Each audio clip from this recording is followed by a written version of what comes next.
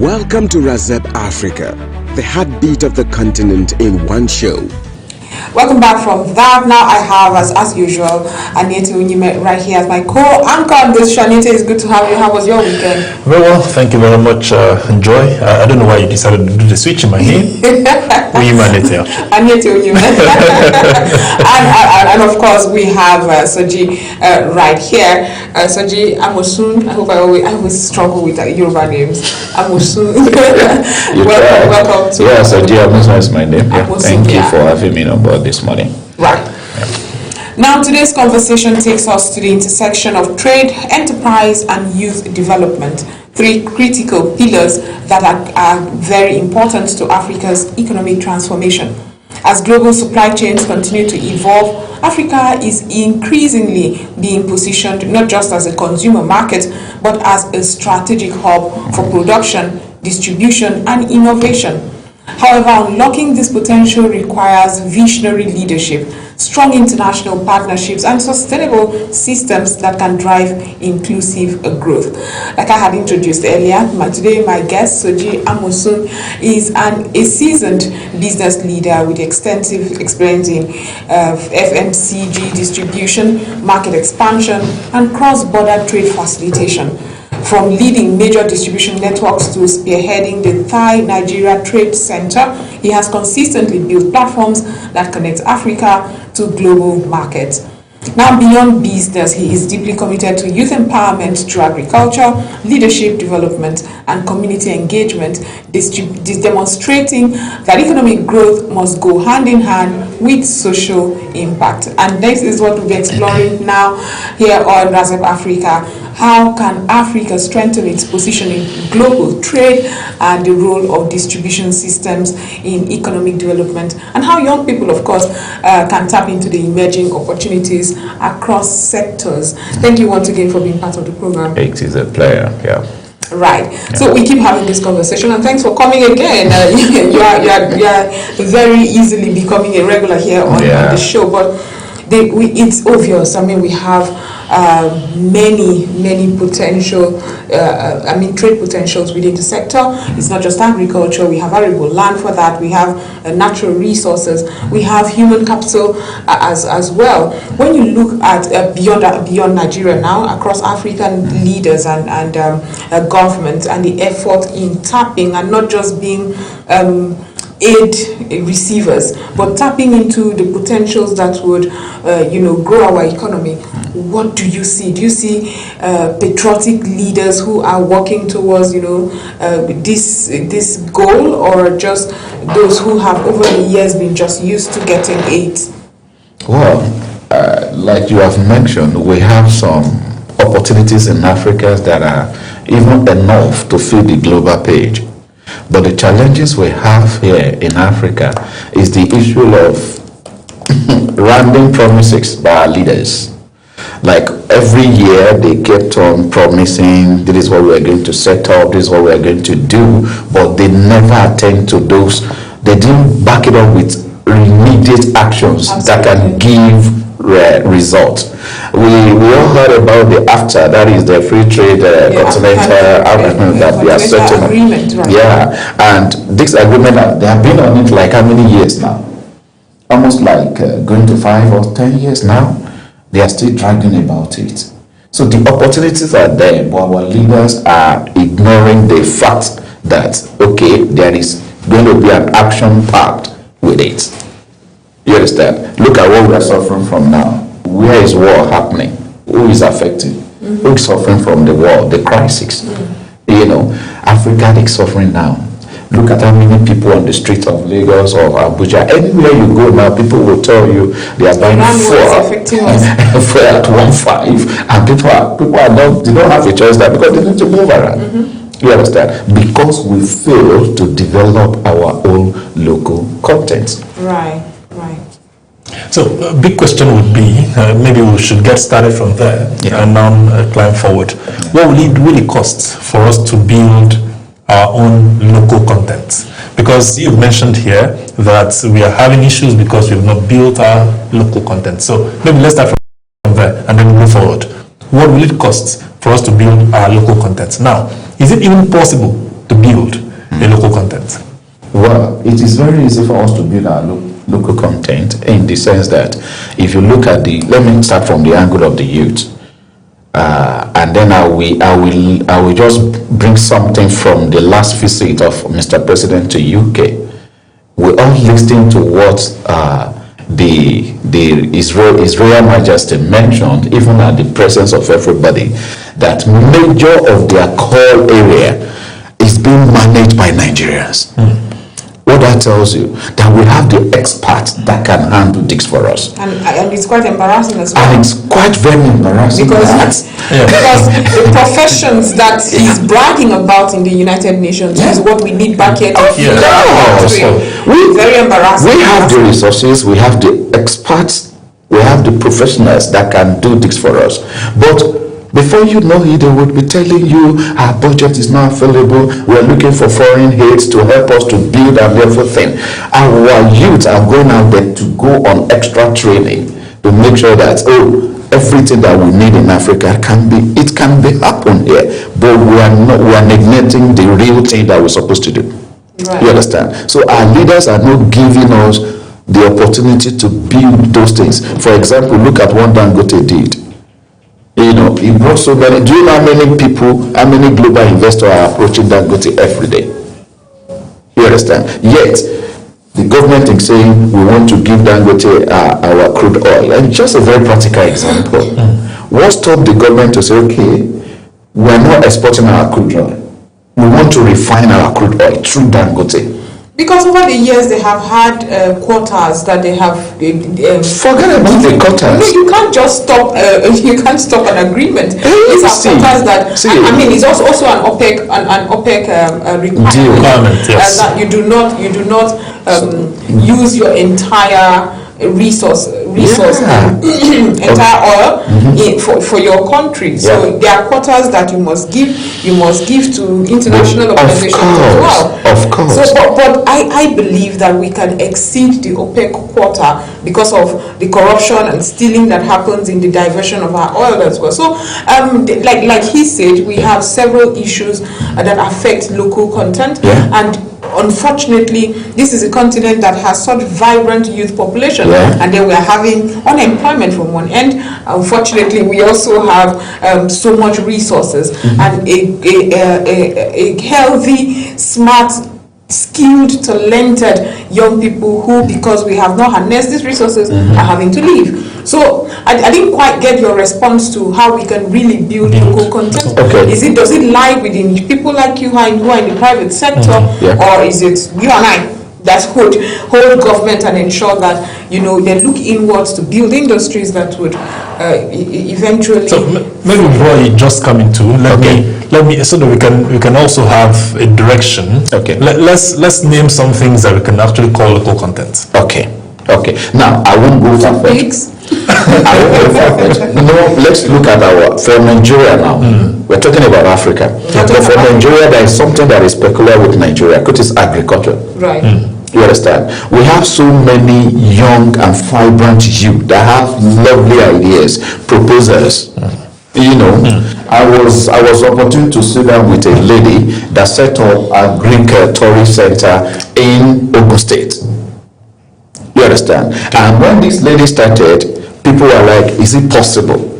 This is a place that you go to, you can take your family on a short break and say you want to go there by weekend. This lady will tell you that when you are coming, just come with your clothes.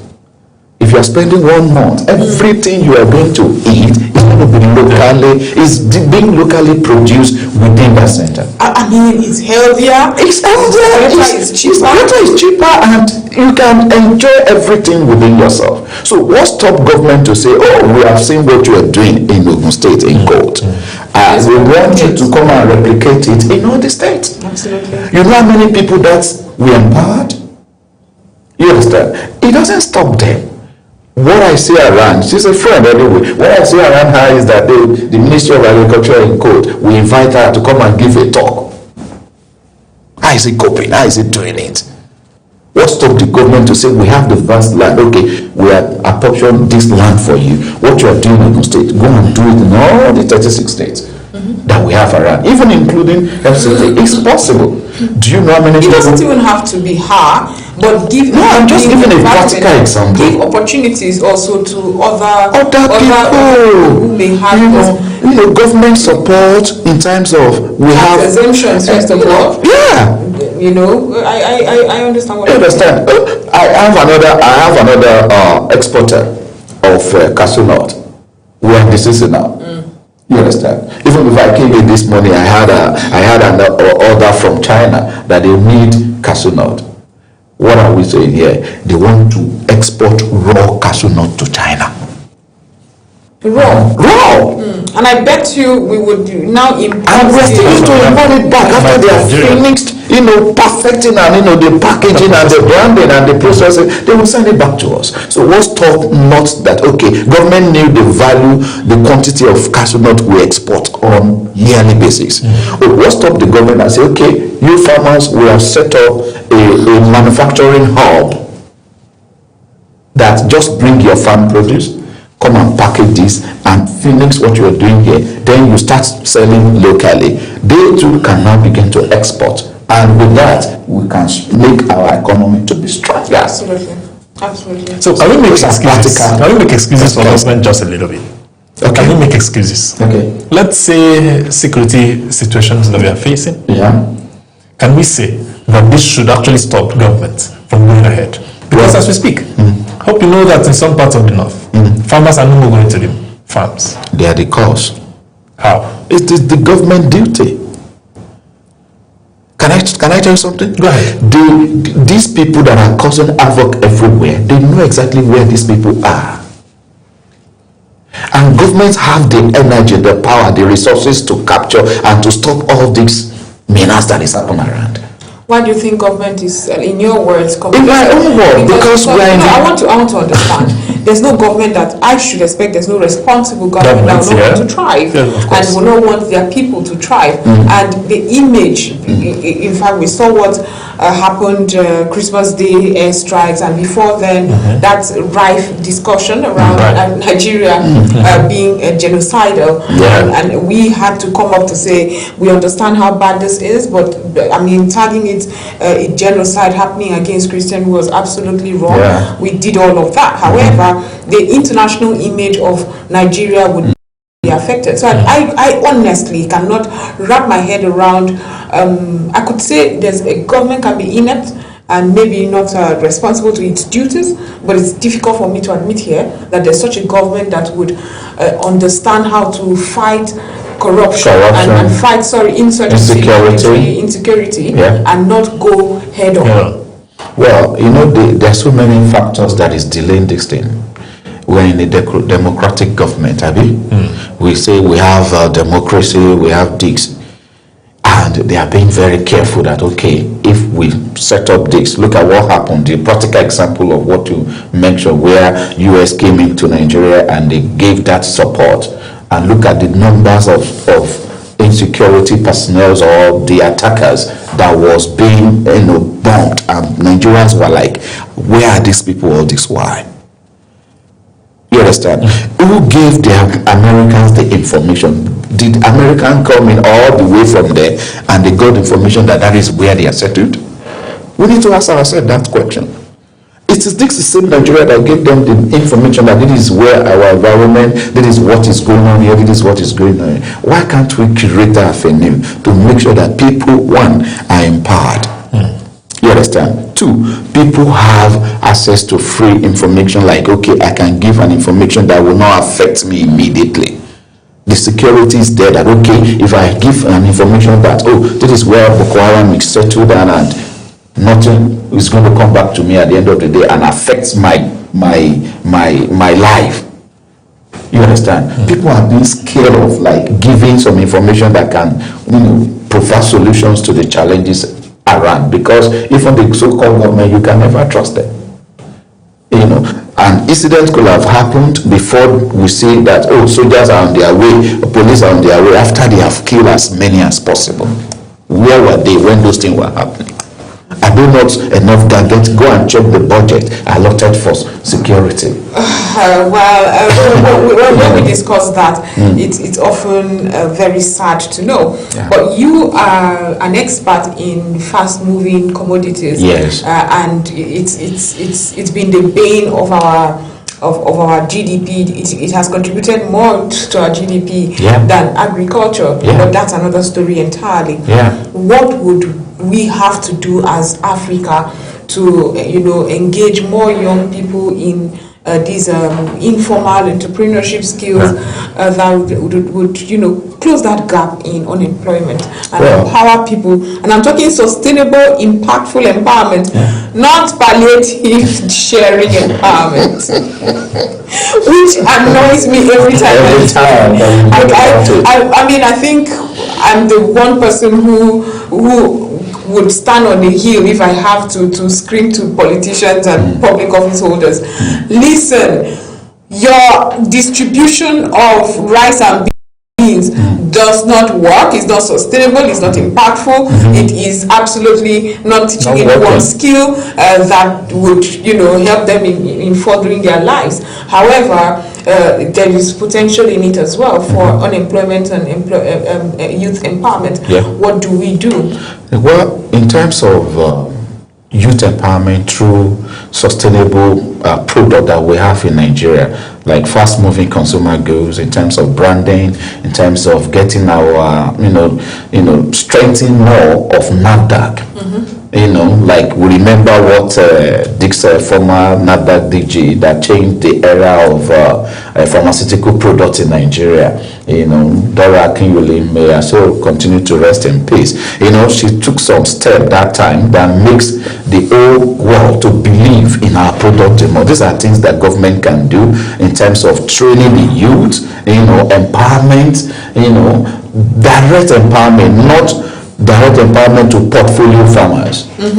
Who are portfolio farmers? These are farmers that go to government with their tie and complain to that portfolio and presented. But for all of you who always go back to, I always would criticize. Those who are in the farm should have opportunities as well. You have not, government and all those who always criticize the portfolio farmers have not taken time to train these farmers as to how to assess these loans and grants and initiatives that are supposed to alleviate them, or even figure out peculiar ways to reach out to them. And the portfolio farmers are the one reading newspapers and knowing that government has issued this more number of fertilizers. No, you're even talking about training them. Just at the end point of what you were saying, you actually brought in my concern. You don't go in search of the real farmers. So it looks as though the real farmers only exist in their farms. But the truth is, there are associations that are legitimately have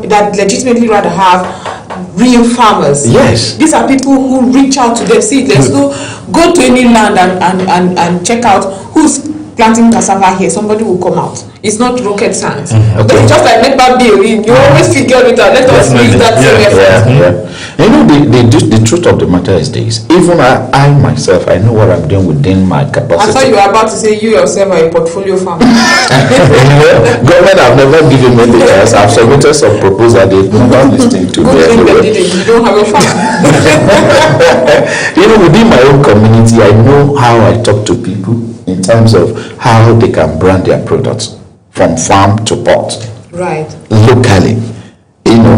And government will not give funding directly to these people. You understand? They were sitting down there looking at some lofty and sweet proposals, and they are releasing billions to those people. Is it reaching out to the man that is in the body? Absolutely. Meanwhile, the irony of it, these farmers that are, cultivating cassava, cashew nut, cocoa, remember, their product is still reaching out to them in the city, one way or the other. There's some people, they will just cross them, but don't worry, we don't need to stress yourself. Just give us your good, and then we buy in bulk. They will take it down to the modern, cities and begin to sell on their behalf. Meanwhile, the life of the common farmer over there is nothing to add value. They don't have access to light, they don't have access to good road, they don't have access to good health facilities, their children are not well educated. You understand? So how do you want to help them? I always use the practical example of what I witnessed in Thailand. Anytime I am in Thailand, I always look at what their government, their king, has set up for them. Except you don't want to eat. The cheapest thing over there, I keep on saying it anywhere I go because it's practical. It's food. And it's not just food, I mean good food. Because government have a plan for them. They have a common market for the farmers. Government is saying, okay, after you have produced your cassava, you have your yam, you have your maize, we have a centralized marketing hub for you that you can bring your goods and services and drop it there, and they are paying them immediately because they have farmers' data. Absolutely. You understand? And anytime government want to train them, they train them batch by batches. Well, there's still so much to discuss, Soji, so it's time to quickly go for a short break. Okay. When we return from that break, we'll continue and have, get really into the conversation of, distribution, empowerment for young people, potentials within Africa. Stay with us, we'll be right back. This is still RAZEP Africa Show. Welcome to RAZEP Africa, the heartbeat of the continent in one show. Here, we celebrate Africa not as a headline, but as a home full of ideas, courage, flavor, and future. This is where we talk about everything Africa. The politics that shape our nations, the innovations that shift our economies, the culture that colors our lives, the challenges we face with honesty, and the victories we are building one story at a time. On this show, no topic is swept aside. We are unfiltered and we are intentional. We bring you experts from across the continent and the world. Voices that know, voices that live the African experience, voices that are shaping the next chapter of our story. Let your spirit rise. We don't just tell Africa's story, we own it. Join Joy Asonye on RAZEP Africa, Monday to Friday at 11 a.m. to 12 noon on Global Television.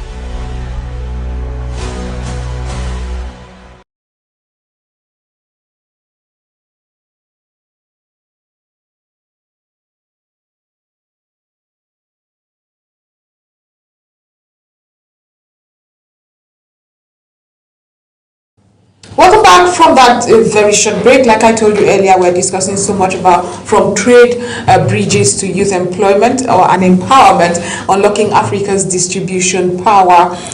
We have logistical problems within Africa, that's absolutely for sure, and it's something we need to address. We've been talking about ports. Uganda is strengthening its port facilities and abilities and capabilities just so that we could have that seamless transfer of products and services. There's also a report that showed how much it was to transfer, to rather get goods from China, how cheap it was to get goods from China vis-a-vis within African continent. How can we bridge this if we are unlocking Africa's trade distribution power? That's what we're discussing, and as usual, like I said earlier, we have Amusun Soji right here in the studio.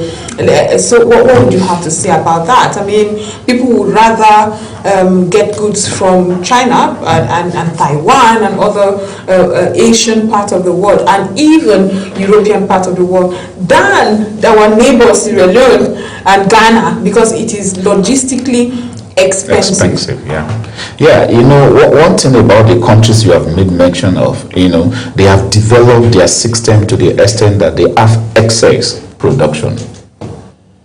That is when you have when your supply is higher than your demand, what happened to your price? Your price will relatively calm down.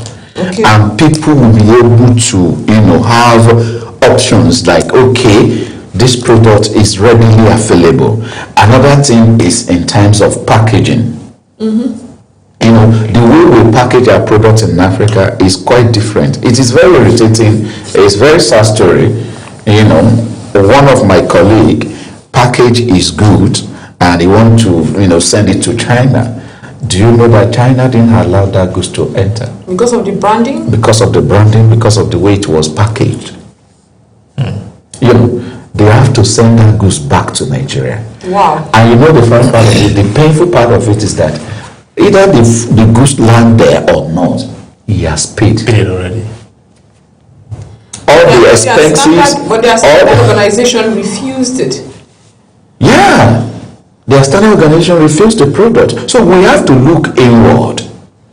Looking at branding, looking at packaging, looking at even the content I am producing for people to consume. What is in there for me?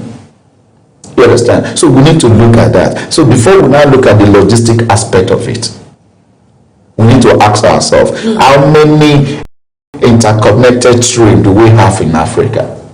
Do we even have any? Trade routes that one should leverage on. There is none. So what's happening? I mean, we celebrated the African Free Trade, Free Continental Trade Agreement, and these are those issues that were supposed to be settled, harmonizing our currency, such that, you know, it reflects value. Getting access, that is logistics, between that's trade logistics, having a common passport, and seamless access. Yes. What's going on? You know, this issue has been going on daily. They are discussing on it almost every time, but nobody has ever provided solutions, practical solutions. That was around last year November. I was in Ghana, and my friend drove me to where their where is it called now, their shipping area. You know, he drove me down to that area. I saw some big bridges and stuff that they are building. I asked him, come, what is going on here? These are not meant for Ghanaian people. He said this is for intercontinental trade, that the World Bank project, as they have been on it for how many years. These are roads that are supposed to connect Nigeria and Ghana, another country. But they have been doing this how many years? They didn't put action to it. They didn't back it up that, okay, this thing we need to put, you know, expiring date. What is our target? Okay, but that's the question, because we also have, we're supposed to have this gazetted within state government across Africa, federal governments across Africa. Is it that we have not prioritized intercontinental trade, or the only problem here is that the framework is just not working? Well, we have the front part of it. These offices are there. We have the standard organization, we have the NAFDAC, name them. But the question is, what are they doing? You understand? What are they doing? What are their targets? Is there anybody checkmating anybody? There's no internal control. And when you lack internal control of any organization, then there's going to be in fact, errors is bound to happen. And that's why we are not looking inward to ourselves to see how we can brand ourselves, brand our products and services to the global page. Yes, so let me maybe come back a bit. Joy keeps taking you to distribution outside Nigeria, and I feel more concerned about Nigeria. Okay. I feel more concerned about Nigeria. Earlier on, before we went on the break and returned, we talked about empowerment, and I was so concerned. Why? Because it looks as though we do not really have our young persons empowered. So, but before we get to talk about having to distribute outside Nigeria, what exactly are we distributing? Who has been empowered for what? You know, so you had also mentioned coming to a common ground, and I want to ask the common ground we can actually have, common understanding we can have to say that young persons are supposed to be empowered, and maybe they are given a common thought. You are going to be empowered for this, and you are going to be empowered for this, so that they don't clash. And at the end of the day, we can have something to even distribute outside. So, what are we distributing? We don't have anything to distribute. What exactly are we distributing? to even talk about distributing either in Africa or outside Africa? Okay, thank you for that question. You know, the truth of the matter is that if you Google now, go online and go and search for what government, I mean our own government, Nigeria government, under the youth, Ministry of Youth and Sport, what are they doing? What are the chances available? You know, like grants and stuff. They will put that advert there and put for 500 youths. And these are 500 youths already being known within themselves. And this is not circulating. It's not being to everywhere.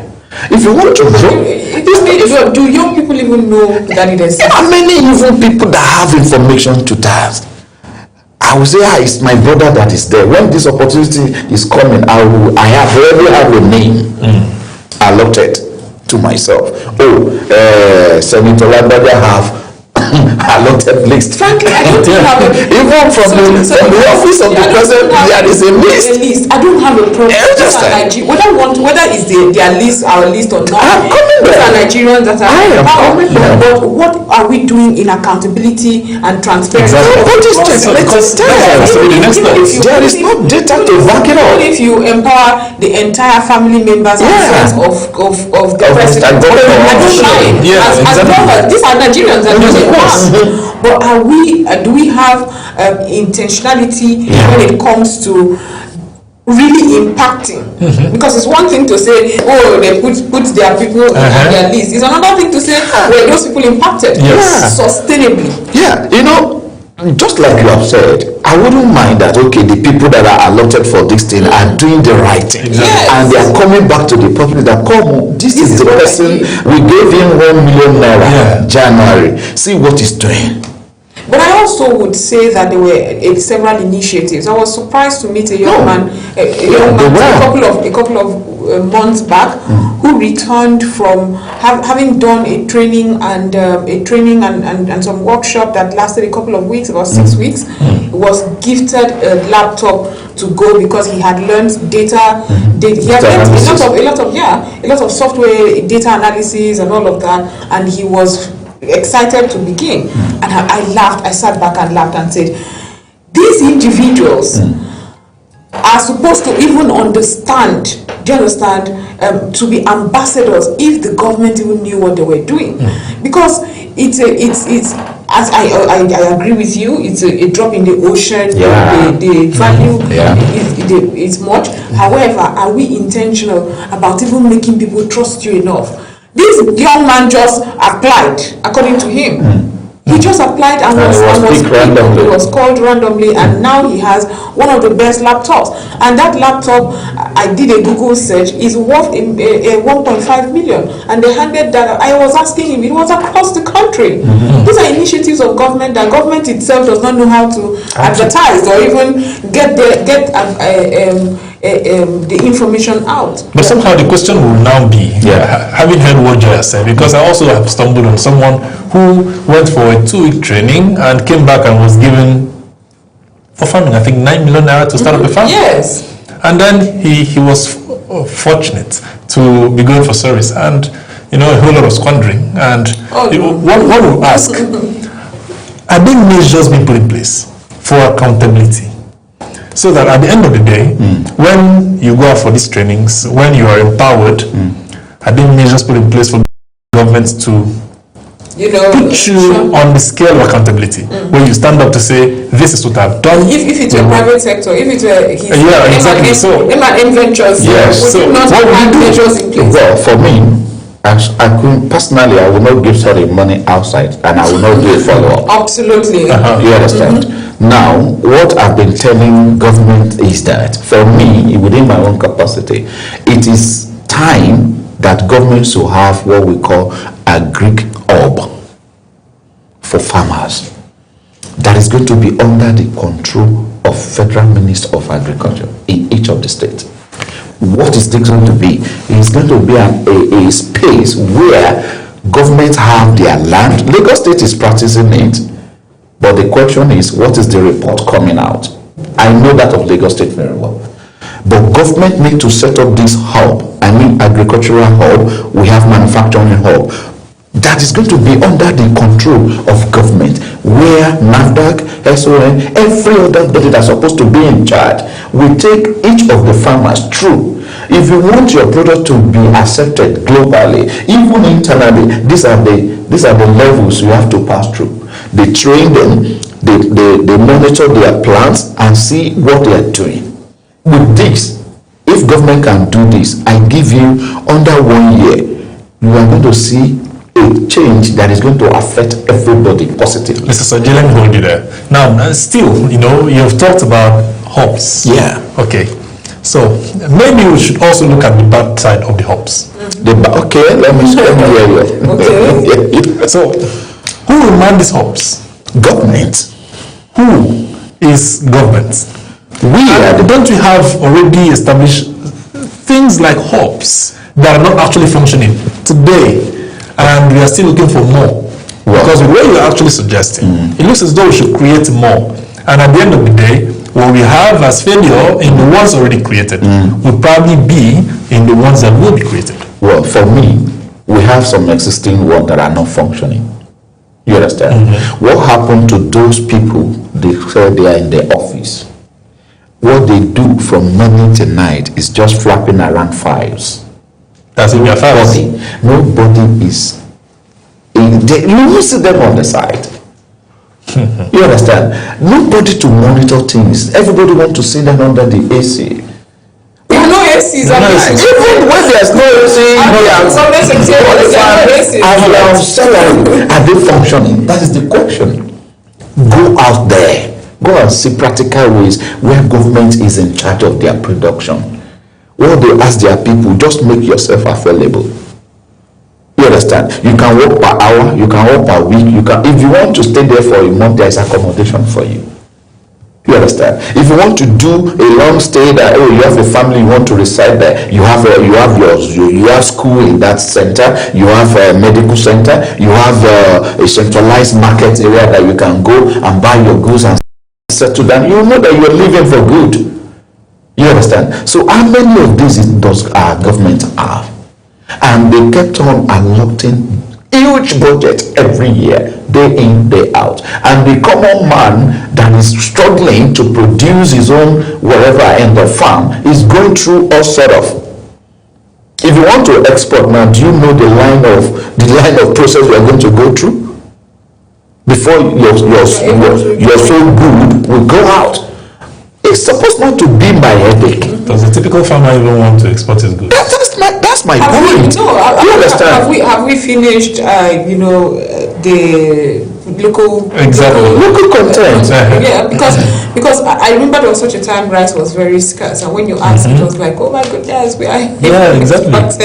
And we were screaming that we did not have silos, we did not save all that, and then they just take, and I'm like, I guess we did not do this advocacy well. Maybe we should finish local consumption of this product first before we start. Because when we talk about exporting would only work when you have enough. I also have a lot of people around the export business. There was a time beans became scarce, and the question was there was this huge appetite for the African beans or the Nigerian beans. So a lot of people were producing in large quantities and exporting, and the locals were saying food has increased. And even when government came and said this is really artificial increase in prices, it is because of these activities, all of us are like, you're not doing your work. But what are we doing to mitigate this? Africa, Nigeria especially, has arable land. I mean, there's almost no part of Nigeria that you cannot plant certain. In fact, these days you can plant anywhere. So what are we doing? What can we do to leverage? And we are running out of time. So my question would be to those who are not necessarily in Africa, how can we further invest in this and ensure that your monies are safe? Because everybody wants return on investment. The truth of the matter is this: you cannot compare a local seller that you produce locally and you sell locally. Your profits you are going to make when you are exporting is more better and higher. Every good investor will want to look out that, okay, when I finish production, I want to export my goods because I'm going to have more returns. You understand? Why? Because the standard is not there for Nigeria's system. You understand? So how can we mitigate this for youth and for intending farmer out there? And for intending investors. An intending investor is we need to have more trainings for ourselves. You understand? Train your people. Investor that want to give out money, make sure you do a due diligence before you give your money or commit your money to any business you are doing in Nigeria. What are they doing? What is the standard of their production? Do they even have any production line? You understand? Don't just look at the paper on ground. Let's go back to the way we have started from this country. You understand? So that the local content can be developed, and then let's other bodies that is in charge of food like NAFDAC, SON, and some other organization that is in charge, let them create more awareness on how people can have free access to them. You understand? These are part of what I do. I consult for local producers. When I mention NAFDAC for them, they will say, wow, I don't want to go through that stress. And that is discouraging enough. Because they will tell you, they will place you on conditions that are not, that you cannot meet up. Meanwhile, there is access for them, but they don't know how to go about it. Let them go for more training, seek for people that have the experience in the businesses, and let government create more awareness about what NAFDAC stand for, what SOS stand for, what trade union, all those bodies. Let them come out. And also the so-called orientation agency.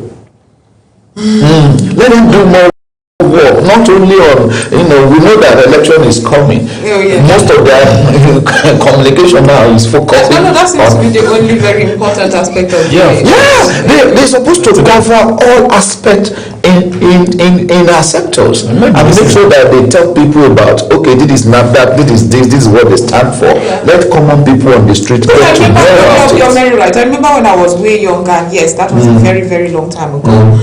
There was there was a cholera outbreak, and that is how we knew about cholera outbreak, because the National Orientation Agency was distributing the flyers, not just flyers, but jingles that were in their dialect. I also remember river blindness, yellow fever, and how you connect. So I would never have known this concept, not for the work of NOA at the time. So I agree with you that we are not doing enough when it comes to that awareness. Orientations and awareness. We need to do that more so that people will know what they are opportune for. But let me, as a way to allow you, because soon we'll be going out of here. Okay. You mentioned about NAFDAC, and then you said the processes are easy. Now the real question is very simple: is the process easy in Nigeria? Yes, it is. If you follow the due process, you will discover that the process is very easy. You don't burn a day. The process is actually easier than any other part of the world, but people doesn't have access in the sense that they are afraid. Nigerians don't like to read. They don't want to read. They don't have information at their palm. Somebody that wants to start producing in large quantity, for example, now plantain chips. You understand? You just go out there and you start frying, you start doing everything, and you are selling to your family members and stuff. And you discover that you need to scale up your production. And if you want to scale up, you need to go and visit NAFDAC and say, this is what I do. When you are thinking about the business, why can't you put NAFDAC in big space? Sometimes you don't even think of the business in that regard. You just expect some youth, some business owner doesn't even start from where they're supposed to start from. Absolutely. You understand? So those considerations must be put in place. Presently, I'm consulting for a lady that is producing a very herbal tea that is so very active. And when she contacted me, she was talking about the tea, and I was like, oh, okay. When I got to the factory, I was like, you're already gone far. How come you did not infuse NAFDAC? They said, no, I've gotten my NAFDAC and this. I said, when I saw the production, the standard, the package, I told her, no, you haven't done anything. She looked at me as if she should stop me because she has spent money.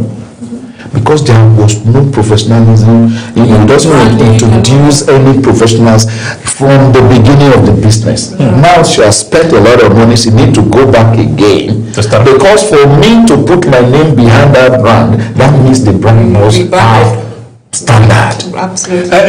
I'll leave you with this one. Should youth be empowered in the settings of the country we find ourselves today? I'll leave you with that. Should we have youths empowered? We need to empower the youth at all levels of businesses. You understand? Because I have some international schools that they do basically 70% practical and 30% theoretical. Wow. Why are they doing that?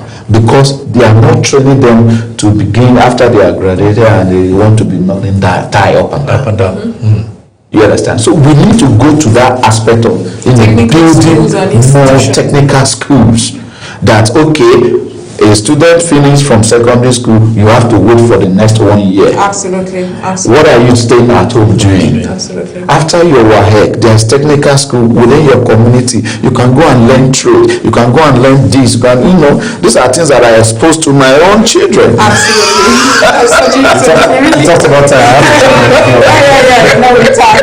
So thank you so much. We really have run out of time, and thank you for your insight into how we can better, position young people to take advantage of the potentials within Africa and improve African distribution power. But this is where we end today's edition. I have been having this conversation with our own Anete Onyeme. and Soji Amusun. Thank you again. My name is Dr. Joy Asani saying thanks for watching. We'll be right back next time with more. Have a wonderful day.